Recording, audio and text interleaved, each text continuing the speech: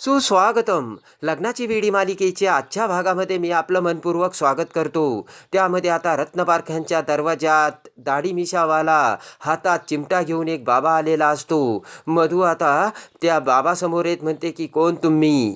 तर लगेचच तो बाबा म्हणतो की बालिके, तुम्हाला ओळखलं नाही का? सगळं जग मला चिमटेवाला बाबा म्हणून ओळखतं. असे म्हणत आता चिमटेवाला बाबा त्याचा चिमटा वाजू लागतो. ते ऐकताच ऋतुजा तोंडाला हात लावते आणि म्हणते की अरे बापरे, चिमटेवाले बाबा आलेत. आणि पटकन आता काकू सगट ऋतुजा रेश्मा दरवाजात आलेले असतात.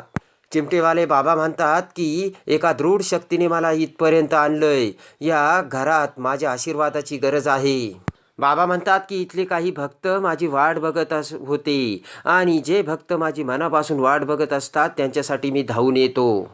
ते ऐकून ऋतुजाला वाटतं की आपणच त्यांची आठवण काढत होतो. पण मधू तेवढ्यात बाबांना म्हणते की इथे तर तुमची कोणीच आठवण काढत नव्हतं, तेव्हा तुम्ही या आता. ते ऐकतात चिमटा वाजून बाबा मोठ्याने म्हणतात की ए बालिके, काय बोलतेस तू? बाबा म्हणतात की माझा घोर अपमान झाला, महापापम. बाबा म्हणतात की हे बालिके, कुठे फेडशील हे पाप? एका बाबाचा तुला शाप लागेल. ती ऐकताच मधूला मोठा धक्का बसतो. बाबा म्हणतात की तुला कठोर शिक्षा व्हायलाच हवी. तर मधूला मोठा धक्का बसतो. पण बाबा म्हणतात की नाही नाही, क्षमा तर तुला केलीच पाहिजे. असे म्हणत बाबा आता वर हात करतात आणि हाताची मूठ झाकतात आणि पुन्हा तो हात आता मधूसमोर ठेवतात. तर त्या हातात जादूमत्तरने लाडू आलेला असतो.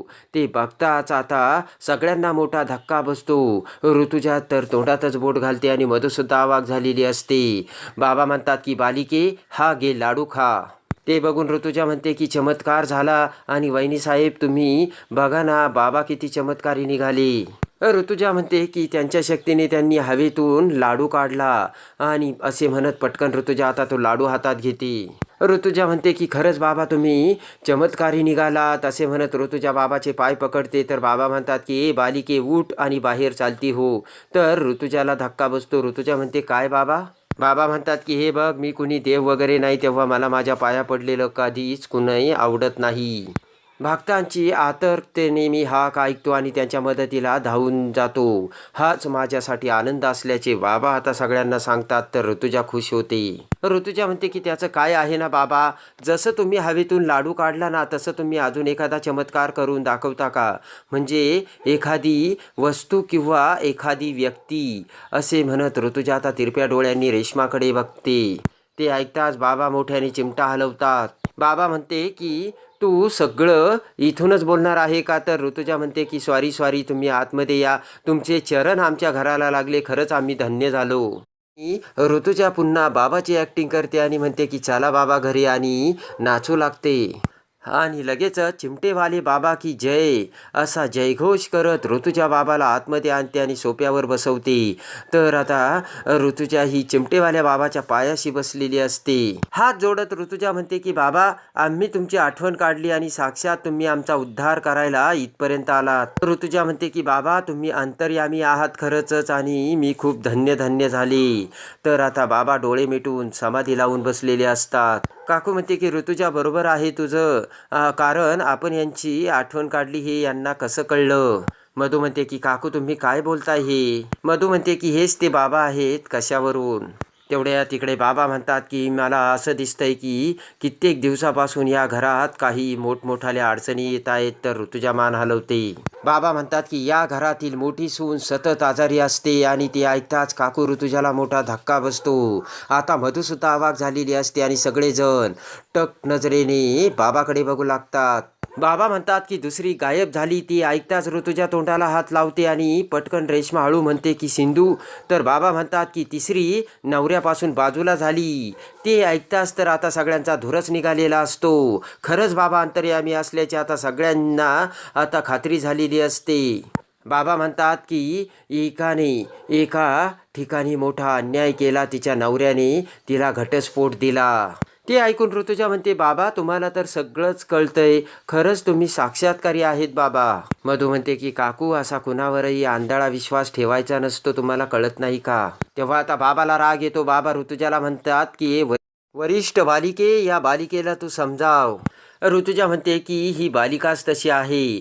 तर बाबा म्हणतात या बालिकेचा तर आमच्यावर विश्वास नाही. ऋतुजा म्हणते की तिच्याकडे दुर्लक्ष करा बाबा आणि आमच्या दुःखाचं निवारण करा.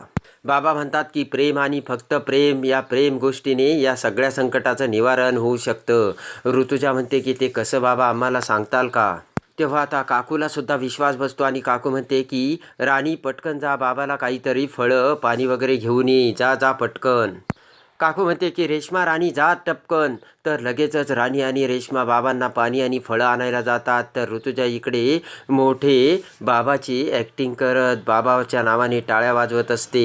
आणि आता पटकन रेश्मा ही फळं घेऊन तर मधू ही पाण्याचा ग्लास घेऊन तिथे येते. तेव्हा आता मधू तो पाण्याचा ग्लास बाबा समोर धरते. तर बाबा आता त्याला हात लावू लागतात. मधू तो ग्लास सोडते तर पटकन तो पाण्याचा ग्लास आता खाली पडतो. ते बघून आता सर्वांना मोठा धक्का बसतो. तर आता बाबा ते बघून रागाने मधूकडे बघतात आणि उठून उभा राहत मोठ्याने अनर्थ झाला असे ओरडतात. तेव्हा आता ते ऐकून काकू म्हणते की बाबा नेमकं काय झालंय? तेव्हा आता लगेचच बाबा म्हणतात की काय झालं, या घरात चोरी झाली. आणि जोराने बाबा त्याचा चिमटा आदळवतात आणि म्हणतात की या घरात चोरी झाली. तर ऋतुजा म्हणते की यांना कसं माहिती? काकू म्हणते की बाबा तुम्हाला हे कसं ठाऊक? तेव्हा बाबा म्हणतात की अंतर्यामी मला सगळं दिसतंय. बाबा म्हणतात की मला सगळं माहिती आहे आणि ती चोरी कोणी केली ना ते सुद्धा सगळं माहिती आहे. तेव्हा आता काकू ऋतुजाला मोठा धक्का बसतो.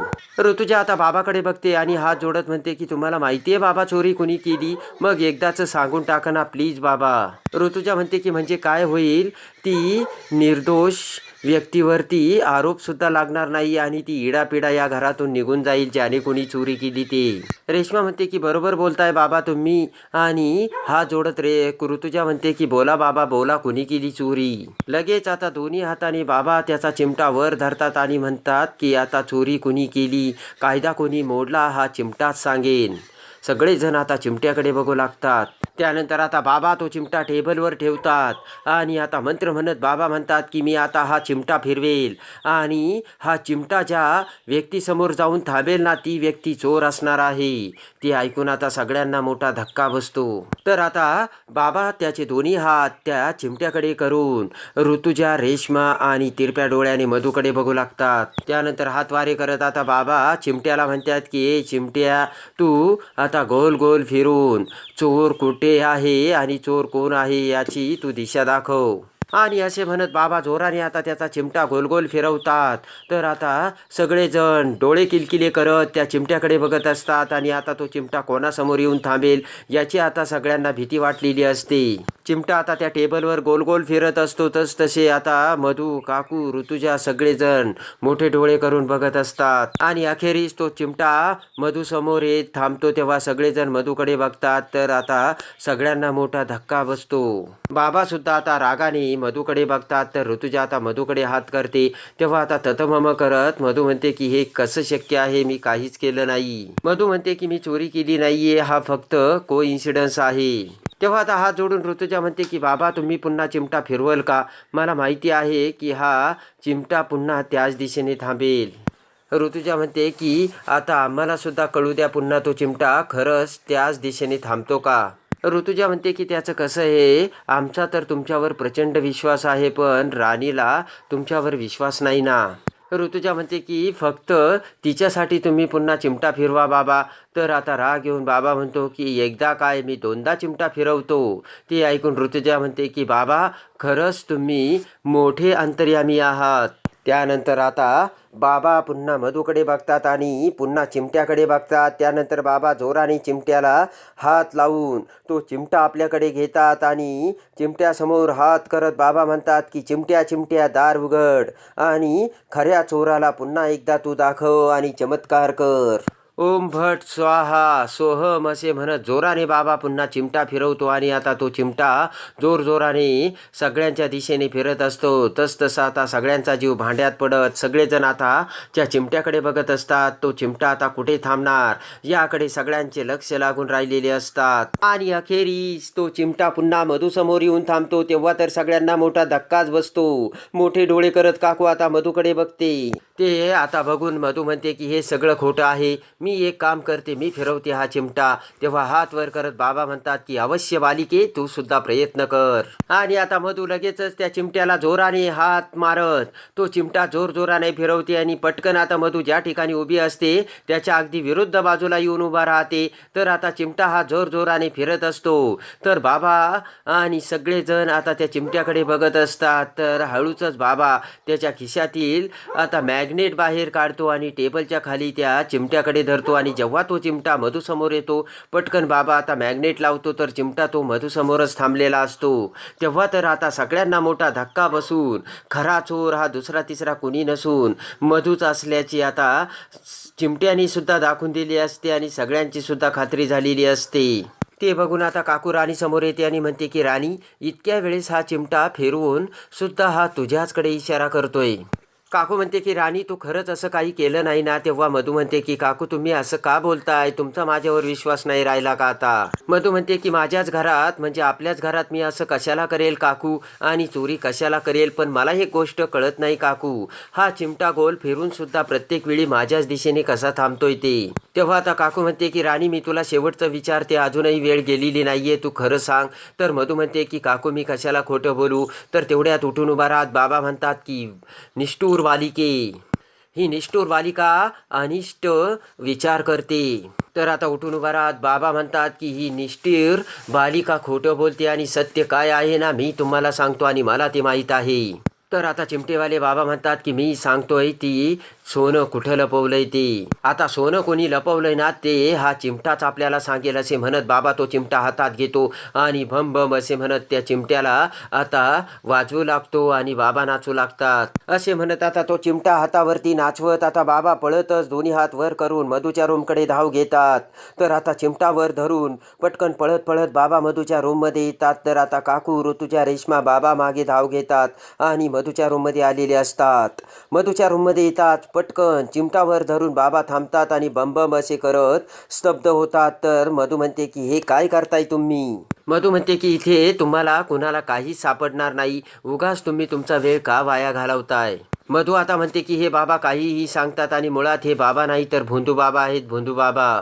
तेव्हा बाबा म्हणतात की पोरीने केलेल्या चोरीचा पुरावा इथेच मिळणार. ते ऐकून ऋतुजा म्हणते काय, आणि सगळेजण अवाक झालेले असतात. पुन्हा आता बाबा बंबम करीत त्याचा चिमटा हलवतात आणि नाचवू लागतात. तर मधू म्हणते मी तुम्हाला सांगते ना, इथे तुम्हाला काहीच मिळणार नाहीये. तर लगेचच बाबा पुन्हा बालिके, तू मला माझ्या कोपाला सामोरं जाऊ नकोस असे म्हणत आता शिंकू लागतात. तेव्हा आता बाबाला शिंका येत असल्याचे बघून ऋतुजा तिच्या साडीचा पदर तोंडाला लावते. तर आता बाबा म्हणतात की मला सगळं स्पष्ट दिसते बालिके, पुरावा सुद्धा इथेच आहे. आणि आता मोठ्याने बाबा त्याचा चिमटा हलवतात आणि इकडे तिकडे सैरभैर चिमटा घेऊन पळू लागतात. कधी बाबा पळत असताना कॉटवर उडी मारतात, तर कधी कपाटाकडे जातात, पुन्हा कॉटवर येतात. असे म्हणत आता बाबाने जोराने चिमटा हलवून आता जोराने बाबा पळत असतात आणि अखेरीस बाबा त्यांचा चिमटा घेऊन कपाटाच्या दिशेने येतात आणि तो चिमटा कपाटासमोर धरतात. तेव्हा आता सगळ्यांना मोठा धक्का बसतो आणि आता त्याच कपाटात पुरावा असल्याचे आता सगळ्यांना आता खात्री झालेली असते. बाबा म्हणतात की याच कपाटात आहे तो चोरीचा पुरावा. ते ऐकून आता सगळ्यांना मोठा धक्का बसतो.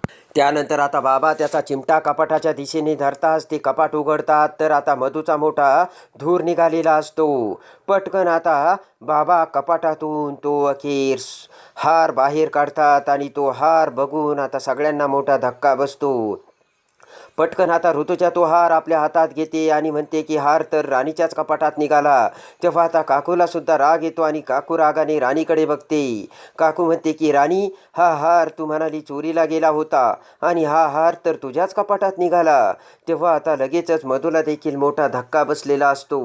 तेव्हा आता काकू म्हणते की राणी, तुझ्याकडून खूप मोठी चूक घडली आणि या चुकीसाठी तू बाबांची माफी माग, कारण या चुकीसाठी तू गुन्हेगार आहेस.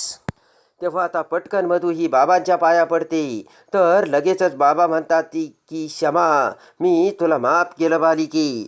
तेव्हा आता लगेचच बाबा म्हणतात की पण एक गोष्ट तू लक्षात ठेव बालिके, माझी क्षमा मागायची काही गरज नाही आहे. ज्या व्यक्तीवर तू आरोप केला ना, त्या व्यक्तीची तू क्षमा मागायला हवी, आणि ज्या व्यक्तीची तू गुन्हेगार आहेस ना, त्या व्यक्तीची क्षमा माग. तेव्हा लगेचच मधू म्हणते की कुठं आहे तुमची ती पिंकी. तेव्हा आता लगेचच बाबा म्हणतात की मी इथे असल्यावरती पिंकी इथे येणार नाही. तेव्हा आता लगेच सगळेजण बघू लागतात.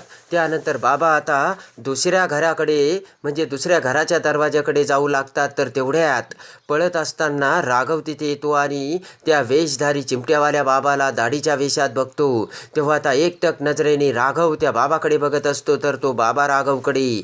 तेव्हा आता बाबाने राणीला चोरीमध्ये पकडून, राणीने चोरी केल्याचे काकूसमोर आणलेले असते. तर आता राघवला तो चिमटेवाला बाबा कोण आहे हे समजणार का? तर आता राणीला भयानक पापाची शिक्षा करून राणीला तिच्या कर्मासाठी पायावरती नाक ठेवून बाबाने नाक रगडायला लावलेले असते. तेव्हा आता सिंधू तिकडून सावीला सोडून सिंधूचे सत्य आता कसे राघव समोर येते हे बघण्यासाठी, आणि राघव आता राणीला कोणती शिक्षा देतो हे बघण्यासाठी बेल नोटिफिकेशनवर क्लिक करून आपल्या चॅनलला लाईक करा, सबस्क्राईब